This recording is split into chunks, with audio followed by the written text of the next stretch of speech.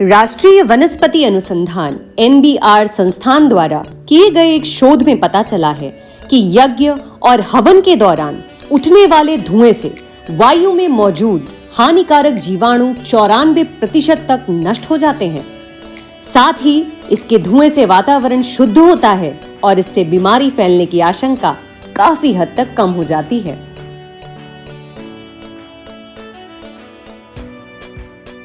नमस्कार YouTube परिवार, मैं हूं प्रतिभा और बहुत बहुत स्वागत अभिनंदन करती हूं आपका आपके अपने चैनल यूपी 25 जिंदगी जिंदाबाद में। तो मेरे पास कुछ क्वेरीज रोज ही आती रहती हैं और मुझे बहुत हार्दिक खुशी होती है आप लोगों से शेयर करते हुए, आप लोगों से इसके बारे में बातचीत करते हुए।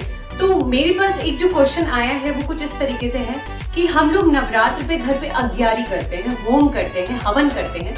तो ये 9 दिन का क्रम होता है, 9 दिन चलता है। कुछ लोग अष्टमी को करते हैं, कुछ लोग नवमी में करते हैं। तो मेरे पास क्वेरी ये है कि क्यों हवन किया जाता है, हवन करना जो है सनातन संस्कृति में क्यों आवश्यक है।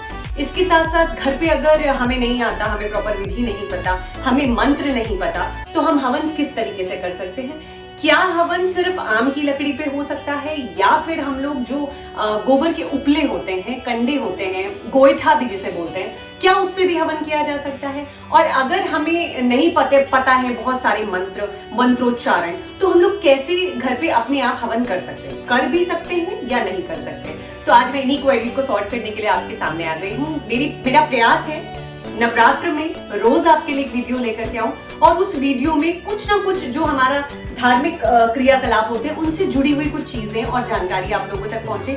मैं ज्ञानी नहीं हूं, मैं बहुत, लेकिन हाँ मैं रिसर्च करती हूं, मैं चीजों के लिए पढ़ती हूं, फिर मैं उसका एक जो कहते हैं ना सारांश, निष्कर्ष, समरी आप लोगों तक पहुंचाने की कोशिश करती हूं। और मेरा प्रयास रहता है कि जो अपकमिंग जनरेशंस हैं, जो हम लोग हैं या हम अपने किसी भी एक भी इंसान को अगर इसके बारे में प्रेरित कर पाते हैं कि सनातन संस्कृति कुछ चीजों को क्यों फॉलो करती है। अगर वो चीजें अच्छी होती हैं तो उसे फॉलो करने में कोई गुरेज नहीं है, बुराई नहीं है।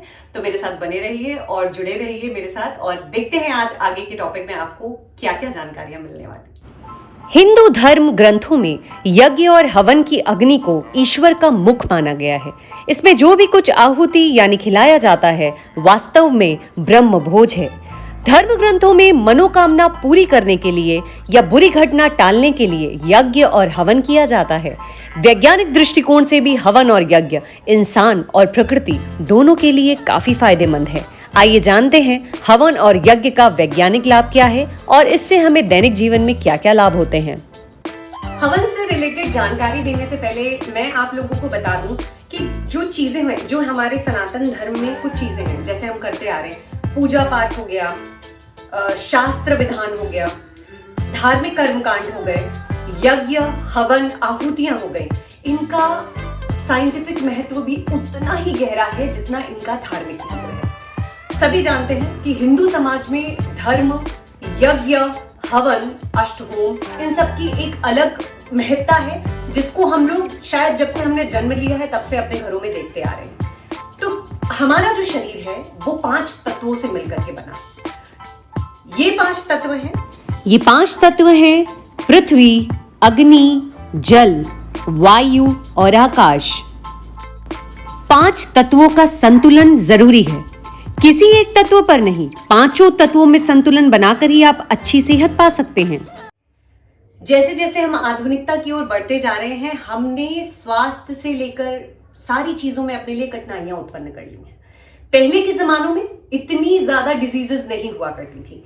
जिसे कहते हैं, अगर कुछ लोग हैं जो बहुत जानकार है वो ये कहेंगे कि नहीं पहले होती थी पर पता नहीं चल पाता था, लोग मर जाते थे। नहीं, पहले के लोग आज की अपेक्षा अधिक समय तक जीवित रहते थे और वो अपना जीवन स्वस्थ होकर के मतलब निर्वहन करते थे। उन्हें किसी किस्म की बीमारी नहीं होती थी, अगर होती भी थी तो इस कदर नहीं होती थी कि वो दवाइयों पे डिपेंड करें और उन दवाइयों को खा करके ही चल रहे हैं। लेकिन आज जैसे जैसे हम आधुनिकता की ओर बढ़ते जा रहे हैं, हम आधुनिक होते जा रहे हैं, हम अपनी चीजों और अपनी जड़ों से दूर होते जा रहे हैं, उतनी ही समस्या हमने अपने लिए खड़ी कर ली है।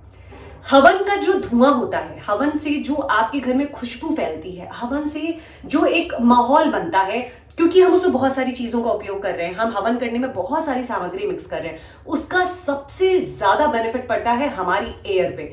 यानी हमारी एयर में जो पॉल्यूशन है, हमारी एयर में जो हमारे आसपास हवा हमारे आसपास हमेशा रहती है, जो वायरसेस हैं वो अपने आप नष्ट हो जाते हैं। तो एक प्रक्रिया, जैसे कहते हैं कि कुछ घरों में आज भी सनातन प्रक्रिया जीवित है, वो रेगुलर रूप से हवन करते हैं और रेगुलर रूप से अपने घर में होम करते हैं, जिसकी वजह से उनके घर के लोग अगर अपेक्षाकृत देखा जाए तो कम बीमार पड़ते हैं। जिसका मेन रीजन ये है कि वो हमारे आसपास की एयर को प्यूरिफाई कर देता है। जितने भी वायरसेस हैं, जितने भी बैक्टीरिया हैं जो उससे मरने वाले हैं, वो जल्दी उससे खत्म हो जाते हैं। यानी कि जब आपके आसपास की वायु शुद्ध रहेगी, जो डायरेक्टली आप ले रहे हैं, इनहेल कर रहे हैं, अपने फेफड़ों में भर रहे हैं, तो जाहिर सी बात है कि आप स्वस्थ रहेंगे।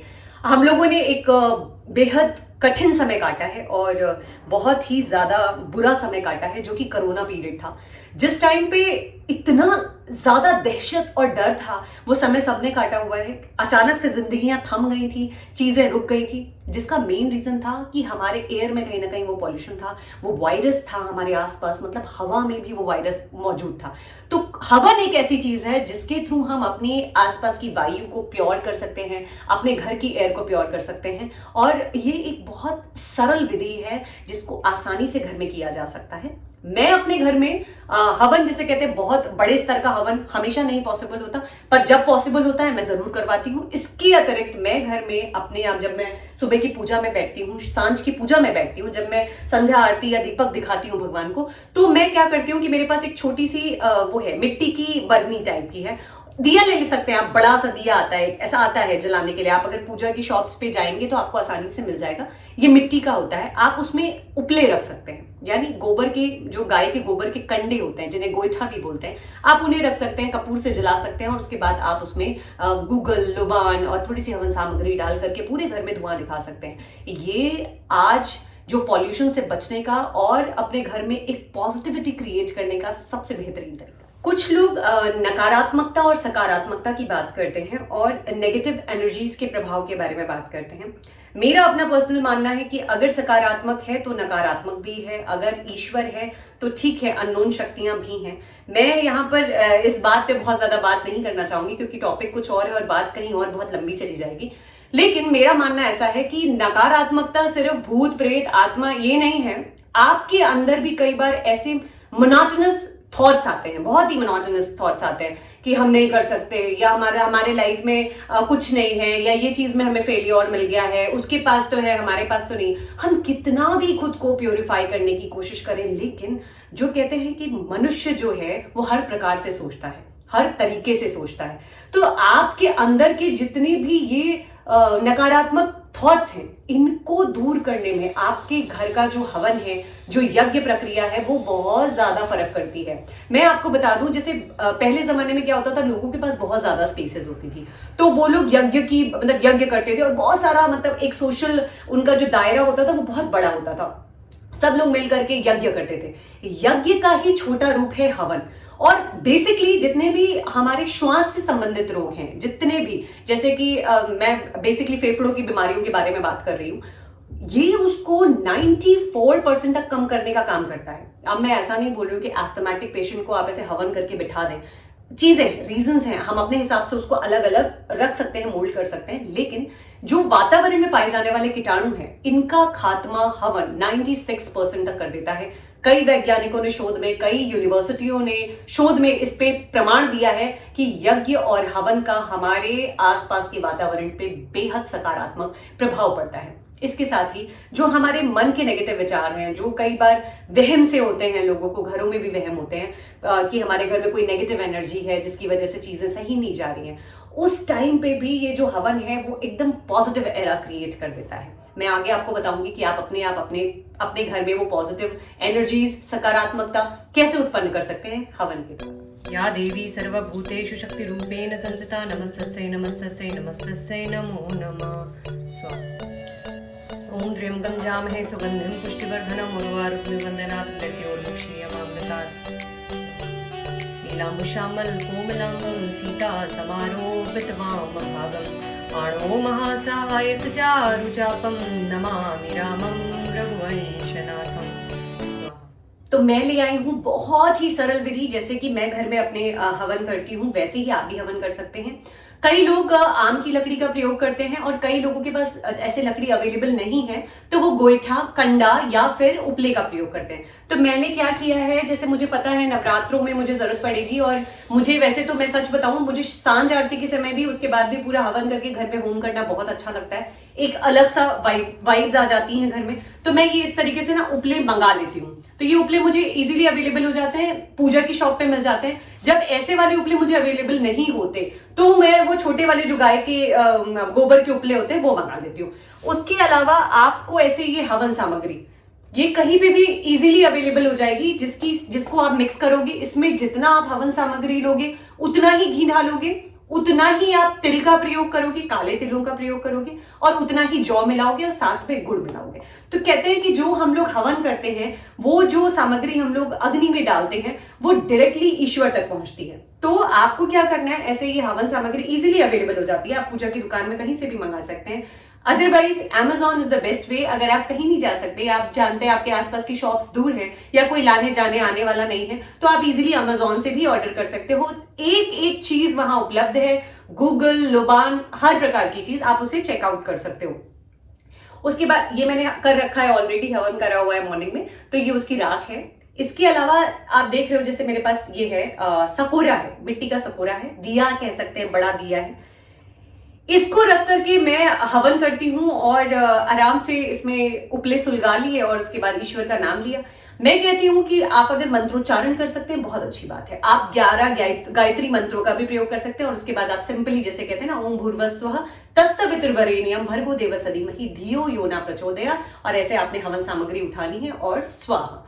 इसके अलावा अगर आप चाहते हैं कि आप डेली में जो हवन कर रहे हैं उसमें आप क्या बोलेंगे, आपको मंत्र नहीं पता है तो बहुत बड़ा प्रॉब्लम हो गया, अभी क्या करना है, सिंपल आप हनुमान चालीसा उठा लीजिए और उसको पढ़ते जाइए और कहते जाइए, नासे रोग हरे सब पीरा, जपत निरंतर हनुमत वीरा स्वाहा। हमारी आवाज का वाइब्रेशन, हमारे हवन से निकले हुए धुएं का जो माहौल जो भी है वो जब हमसे छूता है, टकराता है, तो ऑलरेडी चीजें पॉजिटिव होती जाती हैं। तो घर पे हवन करने का मैं कहती हूँ, नवरात्र है, अगर अब तक नहीं कर रहे थे तो अब से शुरू करिए। किसी भी चीज को बेहतर और बेहतरीन और अच्छी चीज को शुरू करने का कोई शुभ मुहूर्त नहीं होता, सिर्फ आपके मन में वो मनसा होती है कि आपको वो चीज शुरू करनी है। तो इसे आगे ले जाइए, आने वाली जनरेशन को भी सिखाइए कि ये हमारी पद्धति जो है वो प्राचीनतम पद्धति है, हमारी धार्मिक पद्धति है, इससे हम जुड़े हुए हैं। उनको दोनों तरीके के महत्व बताइए, धार्मिक भी बताइए, वैज्ञानिक महत्व भी बताइए। तो ये है एक छोटा सा प्रयास मेरा आप लोगों तक ये पहुंचाने का कि हवन जो है, जो यज्ञ की परंपरा है हमारे समाज में जो चली आ रही है, धीरे धीरे चीजें मॉडर्नाइज होती जा रही हैं, लोग इससे दूर होते जा रहे हैं। तो दूर ना हो और अपनी जो संस्कृति है उसको ना छोड़ें, इसको आगे लेकर के जाएं। बहुत सारी जो चीजें हैं वो आधुनिकता की वजह से हमारी लाइफ में डिसबैलेंस हो गई हैं, तो ये चीजें उन्हें बैलेंस करने का काम करती है। मेरा एक छोटा सा प्रयास था इस चीज को जोड़ने और इस चीज के बारे में शेयर करके आप लोगों से बात करने का।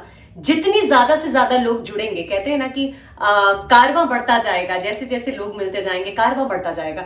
तो अगर हम ये एक अच्छी चीज शुरू करेंगे, तो जैसे सभी को पता है कि एक ओजोन लेयर थी पृथ्वी के ऊपर जो कि बहुत ज्यादा थी, क्या अभी भी है, लेकिन काफी मात्रा में क्षतिग्रस्त हो गई थी।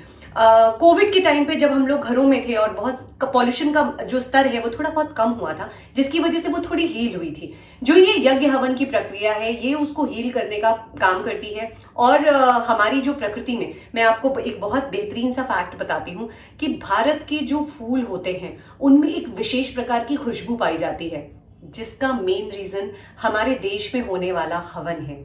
तो आगे यहाँ से कड़ी ले जाते हैं, जुड़ते जुड़ाते जाते हैं। और अगर आप लोगों को मेरी ये छोटी सी प्रस्तुति अच्छी लगी हो तो मेरे वीडियो को लाइक और शेयर करना बिल्कुल भी मत भूलिएगा। और अगर अभी तक आपने मेरा चैनल सब्सक्राइब नहीं किया है तो मेरा चैनल सब्सक्राइब कर लीजिए। ये मेरा नहीं, ये आप सबका चैनल है और प्रयास करती रहूंगी, आगे लाती रहूंगी कुछ ना कुछ नया विषय, नई जानकारी। तब तक मी प्रतिभा साइनिंग ऑफ।